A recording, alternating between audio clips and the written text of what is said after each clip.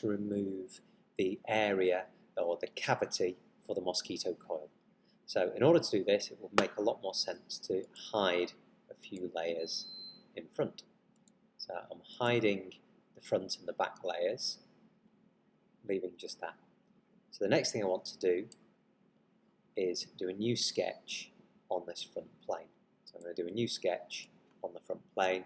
I'm going to press N. Now I've got my sketch work, but actually what I need to use is the Mosquito Coil CAD work on here.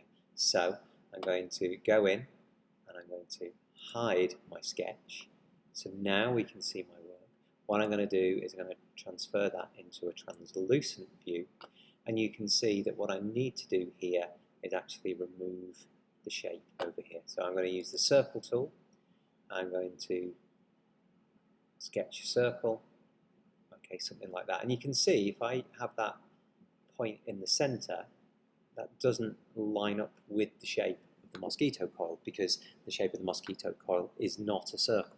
Okay, so perhaps what we need to do is do an off-center circle. So to show you that, I'm going to start with my circle just at the side here, and I'm going to sketch my circular shape. So I'm going to sketch it just bigger than the mosquito coil. I'm going to press escape. I'm going to zoom in a little bit more, and I'm just going to maneuver my shape a little bit like that.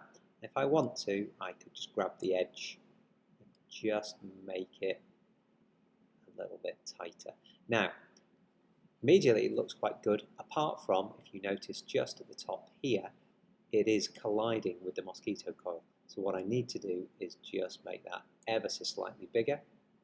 Let's just shift it just to the side, and that looks pretty good to me.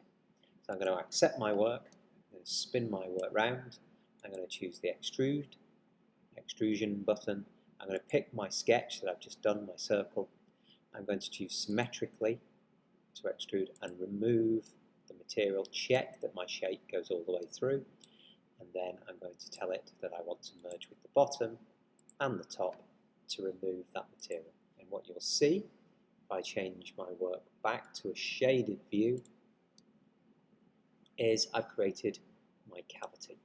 Now, of course, one thing that I could do at this stage is, if I wanted to, I could actually add this wave back in as part of the design.